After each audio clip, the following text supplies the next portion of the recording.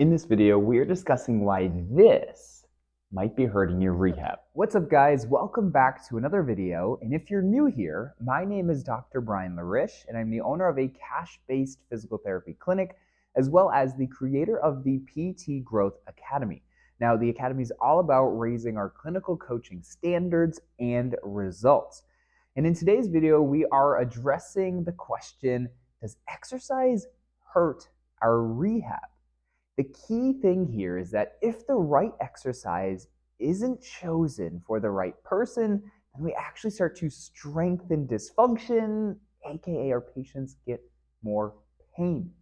So by the end of this video, you will confidently understand how to look at the human body and how to identify where this person is starting so you know where to go. So exercise is going to start to become harmful to your rehab when we don't understand where our patient is starting. Think about it. If you don't know where your patient is starting, how do we genuinely know where to go? We don't. And this is the typical approach in physical therapy where everyone from the same dysfunction standpoint is given the same exercise. For example, every low back pain patient then does all the same exercises. But for rehab to be effective, and effective to me is fixing the source of the problem. We need to know exactly where they're starting so we can provide the right path to get them to the right end goal. Now, I want to briefly discuss the two different archetypes, but I do want to say that the full details about the archetype and really understanding where to go can be found through the Clinical Coaching Specialist certification. I will leave that in the link below so you can learn more. What I want you to grasp from this video is that there's two main archetypes. One is called a wide ISA, one is called a narrow. That's looking at the infrasternal angle on the rib cage.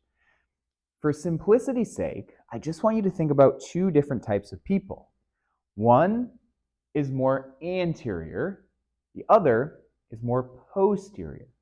So our anterior center of mass is going to be an extended posture, a pelvis that's anteriorly tipped, and someone that does better at finding and driving internal rotation, which is our main power generator. From a movement trajectory standpoint, these individuals like to move horizontally. Think of hinging and deadlifting type exercises. Conversely, we have those that are a little bit more posteriorly oriented. These individuals are going to be a little bit more rounded. The pelvis is going to be more posteriorly oriented or tucked under them. They're going to be better at finding external rotation and space. And they are going to be better at moving vertically. So think of like a squat. So just by understanding these concepts, and this is not the full detail to really master it, this is a general overview. But just by understanding that, we can start to look at exercise differently. We can start to understand this person is starting forwards, so we need to bring them back. And we bring them back with specific intentional exercises. Or conversely, this person is starting more back. We need to get them a little bit more forward. Why? Because if someone is coming to you in hopes that you can get them out of pain, they are telling you that they are in a specific pattern. That pattern needs to change for them to have long-term results. Sure, we can do all the rah-rah stuff and treat the symptom and get them feeling good, and then they usually have pain about an hour later after they left the clinic.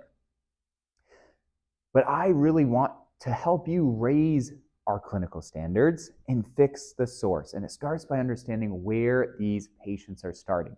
So with those two archetypes understood from an overview perspective, let's go through an example so it starts to make a little bit more sense. So let's walk through what it would look like from a wide ISA perspective. Remember, these are the individuals that are more anteriorly pushed, have a lot of extension through the spine, a pelvis that's anteriorly tipped, and have a lot of anterior to posterior compression here. So a really rigid rib cage. These individuals, I'd say, are a little bit more common than the other. Not all the time. I probably see more so on the wide side. So think about this as we're going through. We know that this individual is more anteriorly oriented.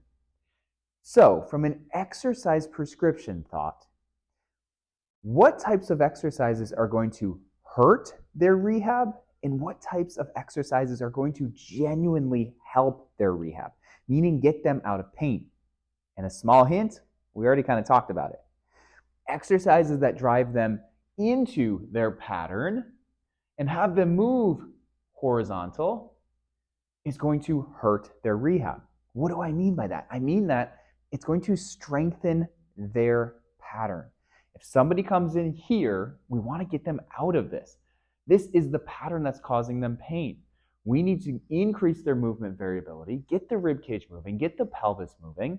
And so by choosing exercises that are going to go in this position, it's going to hurt their rehab. They're not really going to get long-term results. So what exercises are we talking about? Definitely deadlift, hinges, right? All these motions that move horizontally, but then we can even go to vertical motions, but specifically like a barbell back squat. Look at this position that a barbell back squat puts us in. Barbell goes on the back, we go into an anterior pelvic tilt. We are just driving this person's dysfunctional mechanics. Now, how do we start to flip this? We need to give them exercises that brings them back. How do we do that? We do that with our exercise setup. So we could make this video really long and go through all the specific exercises, but the problem of that is you are going to encounter patients that have little tiny variances because every single person is different. And if you just followed the exercise, then it's really hard to actually get the result that we're looking for. That's why we need to think about principles. So I'm going to go through a couple of key principles when it comes to setup so that we can be successful. Remember, the main question going through our head is, what is the intent of the exercise? What am I trying to produce from the exercise? We already said from a simplistic standpoint, we are trying to get someone that is here to move more back. The first thing we can do is change our setup from a posterior load to an anterior load. So any sort of squatting variation with load anteriorly, a goblet squat, for example, is an easy way that we can start to drive this. Again, look at the normal barbell back squat position. Here's our pattern that they're living in. And notice how just by bringing in the anterior load, the rib cage comes back. The front load is going to be a counterweight, so we can sit back and continue to move back. This is getting intentional. This is how exercise helps patients. We're choosing exercise, sure, to strengthen, but ultimately to change their position. Another consideration is the slant board. Specifically, when we go into a heels elevated position, it is going to create more of a posterior weight shift. Remember, that's what we are looking for from this perspective.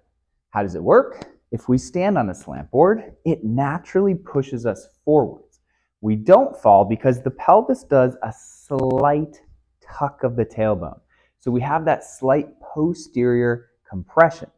That is going to shift us back. It's going to shift us back in our foot as well, so we're not starting so far forward. And so we get this position that we're more back. The slant board's great because it almost really covers the ankle, knee, and hip. It drives supination, external rotation, and then when we add something like our kettlebell in, we now have the rib cage covered. And so we're going through a squat variation where the rib cage is depressed, it's back. The pelvis, the knee, the ankle are all set in a position that create us to go back. This is getting really intentional with our setup. This is how we drive real long-term results.